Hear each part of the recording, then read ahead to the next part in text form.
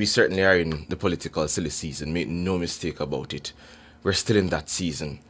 And I heard my fellow co-host Ricardo Brooks speaking yesterday, Wednesday, March 20, on what took place in the House of Representatives on Tuesday. And I would like to build and further the conversation he has started. In the recent budget debate, Opposition leader Mark Golden articulated several salient points that merit consideration, particularly in the realm of microeconomics. It's evident to any impartial observer that Golding delivered his presentation with remarkable acumen, demonstrating a readiness to tackle the issues at hand head-on.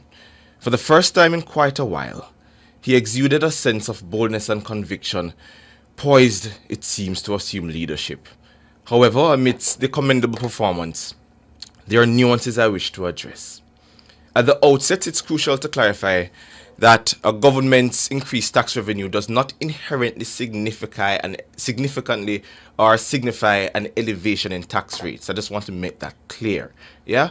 Rather, it often signifies economic growth, indicative of heightened commercial activity. For instance, if I usually spend $15,000 at the supermarket at 15%, but due to favorable government policies, my expenditure now increases to $30,000. It means the government's GCT revenue from my spending also doubles, showcasing enhanced fiscal capacity. Thus, it's perplexing to discern, to my mind, the opposition's criticism regarding increased tax revenue. In my view, such growth is positive, reflecting improved tax collection, efficiency, and expanded fiscal space for individuals. In fact, it is excellent news that revenues are increasing because it simply means the government has more monies without having to increase the rate on the people. Simply put, if you're paying more monies at the same rate, it means that you're doing better. Now, turning to the issue of the speakership. It's pertinent to acknowledge that Julia Tones assumed the role of Deputy Speaker under then Speaker Marisa Dalrymple Philibert from September 2020. And this effectively placed her in a position where, should the need arise, she would be a natural consideration for the speakership. The question arises as to why objections were not raised at that juncture, especially given her active involvement in parliamentary proceedings. And this argument, to my mind, gains further traction, ladies and gentlemen, considering the absence of any recorded objections in the Hansard regarding the elevation of the Prime Minister's wife and she being an elected member of Parliament to the speakership. The foregoing may indeed prove to be the thorn in the opposition's side concerning this issue. But without a doubt, ladies and gentlemen, I maintain the perspective that the perceived conflict demands earnest consideration where power structures within government and politics are concerned. The truth is, when we delve into the intricacies of familial ties within politics, it becomes imperative to scrutinize the dynamics of these relationships. While advocating for inclusivity in internal representational politics and parliamentary participation for family members, it's essential to recognize the potential conflicts that may arise when a spouse or connected family member occupies a position of significant authority. But regrettably, this crucial aspect seems to be overlooked in current discussions. In our compact nation, the landscape of Jamaican politics bears witness to familial influence transcending party lines, underscoring a reality that, while not universally embraced, it demands acknowledgement and, for some, acceptance. This presents a remarkable opportunity for legislators to engage in a substantive debate on the floor of Parliament concerning the very intricacies of power within our governmental framework. It's within this arena that the complexities of these discussions should be really and truly vigorously examined, and where consensus, often hard-won, is ultimately forged.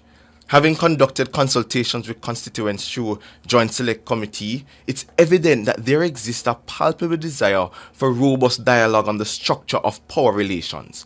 Upon thorough examination of these dynamics, legislators can then deliberate on the necessity for legislative measures or regulatory frameworks governing the rules and the roles and capacities of individuals within the political landscape. But let us not delude ourselves, ladies and gentlemen, for the current landscape indeed gives rise to legitimate concerns that prompt the discerning observer to raise an eyebrow regarding potential conflicts of interest. In the realm of politics, ladies and gentlemen, perception often holds more sway than factual realities. And this underscores the urgency of addressing these matters with prudence and foresight.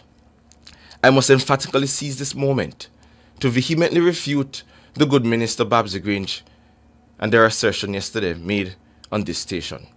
It is utterly egregious to my mind to suggest that raising this vital issue amounts to condoning or perpetuating gender-based violence. Such a statement not only trivializes, but also deeply offends the lived experiences of countless individuals who suffer the horrors of gender-based violence in their homes and communities. It is imperative that we reject and condemn any attempt to equate legitimate discourse with acts of violence against women, and thus what some may seem as a stark illustration unfolds.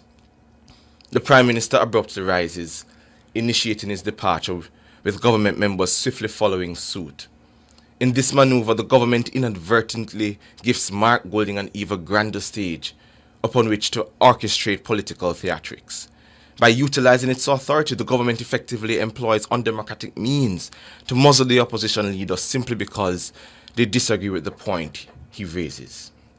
What exacerbates this situation, to my mind, is the convergence of rationales emanating from select members of the government. On one hand, assertions are made that there were members willing to return to establish quorum, only to retract this statement moments later. Conversely, another member contends that with the individuals present in the chamber, including Everell Warmington, who remained standing, had the People's National Party mustered its full contingent of a whopping 14, a quorum could have been achieved. However, such reasoning, in my estimation, holds little sway, as the government, well aware of the PNP's numerical standing, brazenly exerts pressure from the parliamentary seat, effectively compelling the acting speaker, the deputy speaker, to adjourn the meeting prematurely. The opposition may well reasonably have latitude to sing louder the song of autocratic government, and people may well accept whether it be real or perceived.